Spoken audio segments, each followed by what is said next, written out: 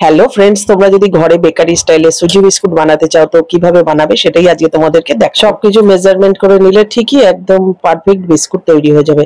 তো এই কাপের মাপে আমি নিয়ে নিয়েছিলাম চিনি, তার সাথে 4-5টা এলাচ একদম পুরো মিক্সিতে গুঁড়ো করে নিয়েছি চিনিটা। ওই কাপের মাপেই নিয়ে নিয়েছি সাদা তেল আর তার সাথে কিছুটা মাখন। তারপরে এই চিনি, মাখন আর সাদা তেল একদম ভালো করে মিক্সড করে নেবো। একটা ক্রিমি টেক্সচার আসবে, দেখতে পাচ্ছ তোমরা। যতক্ষণ না ক্রিমের মতন আসবে তো ততক্ষণ ধরে ঘুরিয়েই যেতে হবে। দেখো বাটারটাও গলেনি। তার মধ্যে এবার আমি দিয়ে দেবো নুন, অল্প পরিমাণে নুন দিতে হবে যেহেতু আগে বাটার দিয়েছি, আর সল্টেড বাটার। তো এখন দেখো এই বাটির মাপে নিয়ে নিচ্ছি সুজি। 1 বাটি সুজি পড়বে আর তার সাথে 2 বাটি পড়বে গমের আটা, যেটা একদম চাক্কি ফ্রেশ লাল আটা। সব একসাথে দিয়ে এখন ভালো করে মেখে নিতে হবে। দেখো 2 বাটি আমি দিয়ে দিলাম, একদম যেটা রুটি খাই আমরা সেই আটাই কিন্তু দিলাম। এবার ভালো করে মেখে নিতে হবে। তার মধ্যে দিয়ে দিতে হবে বেকিং পাউডার। বেকিং পাউডার, খাওয়ার সোডা, বিস্কুট কেক বানানোর সময় কিন্তু অবশ্যই তোমরা দেবে, নইলে কিন্তু খাস্তা জিনিসটা আসবে না। টেস্ট বাড়ানোর জন্য তোমরা যদি চাও তাহলে এখানে কিন্তু গুঁড়ো দুধ, নারকেলের গুঁড়ো এগুলো কিন্তু দিতেই পারো।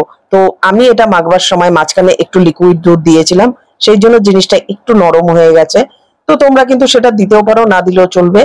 কিন্তু এটা মনে রেখো, যদি কুকিজের মতন খেতে চাও তাহলে লিকুইড দুধটা দিও, তাহলে একটু নরম নরম হবে। আর যদি একটু শক্ত একদম খাস্তা খেতে চাও তাহলে এই যে এই দেখতে পাচ্ছ ডোটা, তো এই বিস্কিটের ডোটার মধ্যে কিন্তু একদমই লিকুইড দুধ দেবে না, আর টাইট করে মাখবে। যত টাইট করে মাখবে ততই কিন্তু খাস্তা হবে আর ভীষণ শক্ত হবে। দেখতে সুন্দরের জন্য তোমরা এর মধ্যে তিল উপর থেকে দিতে পারো। আমি যেরকম এখানে বানানোর পরে একটা করে কাজু দিয়েছিলাম।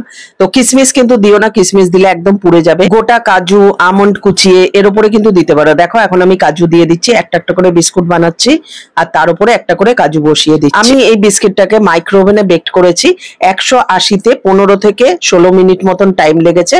তো বেশি লাল করতে চাইলে তোমরা আরেকটু বাড়িয়ে দিতে পারো, 20 মিনিট দিতে পারো। আর যাদের মাইক্রো ওভেন নেই তো তারা এরকম ধরো প্রেসার কুকারের মধ্যে একটা স্ট্যান্ড বসিয়ে তার উপরে এরকম সিলভারের থালা রেখে তো ওরকম ভাবে কিন্তু তোমরা করতে পারো, দেখবে খুব সুন্দর হয় বিস্কুট গুলো খেতে। ফার্স্ট টাইম বিস্কুটের ভিডিও বানাচ্ছি, আশা করছি তোমাদের ভালো লাগবে। তোমরা যদি চাও এর মধ্যে ভ্যানিলা এসেন্সও দিতে পারো, কোনো বিস্কুটের সুন্দর এসেন্স দিতে পারো যাতে বিস্কুটের থেকে সুন্দর গন্ধ বেরোয়। তো বেকারির বিস্কুট গুলোতে যেরকম গন্ধ থাকে এই বিস্কুটটাতেও কিন্তু সেরকমই, উগ্র কোনো গন্ধ নেই।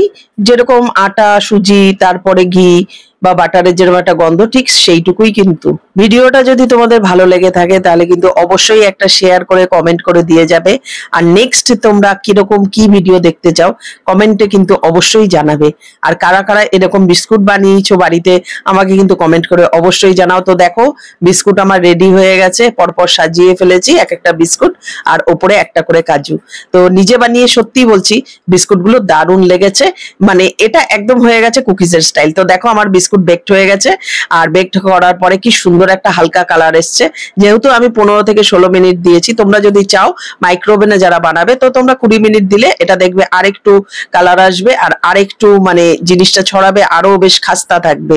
তোমরা কিন্তু সেরকম ভাবে বানাতে পারো, আবার কম আঁচে দিয়েও এরকম বানাতে পারো। যেহেতু আমি দুধ দিয়েছিলাম সেই জন্য একটু নরম কুকিজের স্টাইল হয়েছিল আমার বিস্কুটটা খেতে। আর তোমরা যদি আগেই আমি বললাম তোমরা যদি একটু শক্ত খেতে চাও তো তোমরা কিন্তু জল না দিয়ে, দুধ না দিয়ে একদম টাইট করে মেখে বানাতে পারো। তো তোমাদেরকে আবারও বলছি কমেন্ট করে জানিও কিরকম লাগলো ভিডিওটা।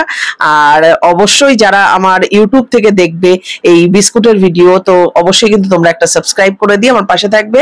আর প্লিজ প্লিজ প্লিজ একটু শেয়ার করে দিও, সাবস্ক্রাইব।